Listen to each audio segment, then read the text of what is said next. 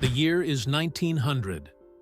Off the coast of the remote Greek island of Antikythera, a team of sponge divers is seeking shelter from a violent storm. When the seas calm, they dive, expecting to find nothing but sponges on the seabed. Instead, they find a treasure trove. They have stumbled upon an ancient Roman shipwreck, a time capsule from the 1st century BC. The seabed is littered with wonders, magnificent bronze and marble statues, intricate jewelry, and elegant glassware. For months, they worked to salvage these priceless artifacts from the depths. But among the treasures, there was a lump of corroded bronze, fused into a single mass by 2,000 years beneath the sea. It was initially dismissed as junk, perhaps a piece of the ship itself, or a worthless rock. It was brought to the surface, sent to the National Archaeological Museum in Athens, and for a time, it was almost completely forgotten. Little did they know, this unremarkable lump was the single most important object recovered from the wreck. It was an artifact so advanced, so complex, that it would challenge everything we thought we knew about the ancient world. This is the story of the world's first analog computer, the Antikythera Mechanism. For decades, the object sat in the Athens Museum, largely ignored. Then, in 1902, an archaeologist noticed that a piece had broken off, revealing something incredible inside: the faint outline of a gear wheel. But even then, its true nature remained a mystery. How could a complex geared device exist in a time before complex clockwork was thought to be invented? The puzzle truly began in 1951, when a British historian of science named Derek de Solla Price became obsessed with the mechanism.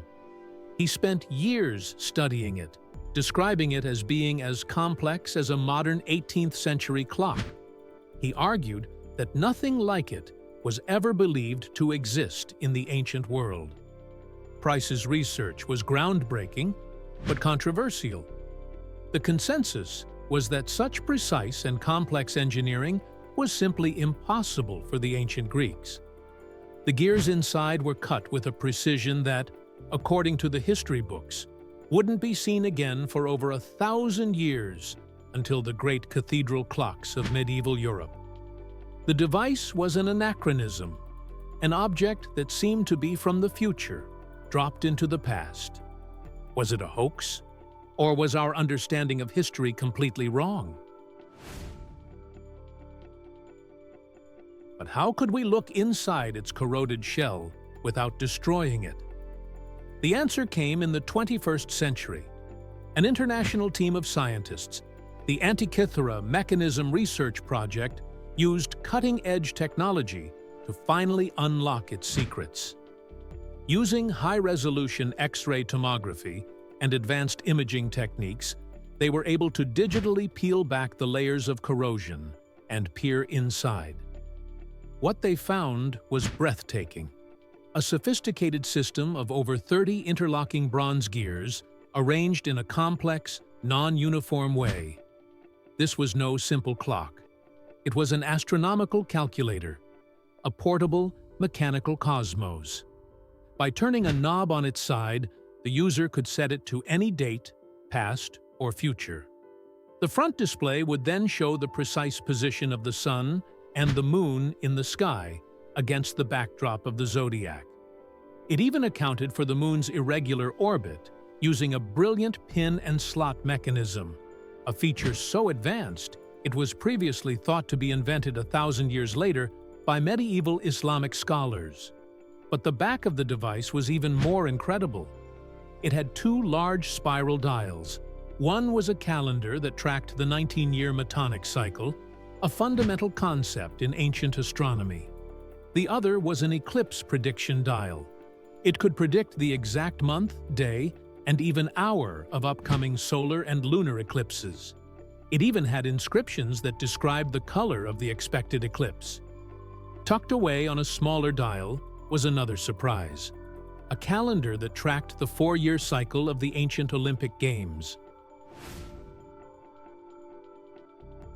So, who could have built such a device?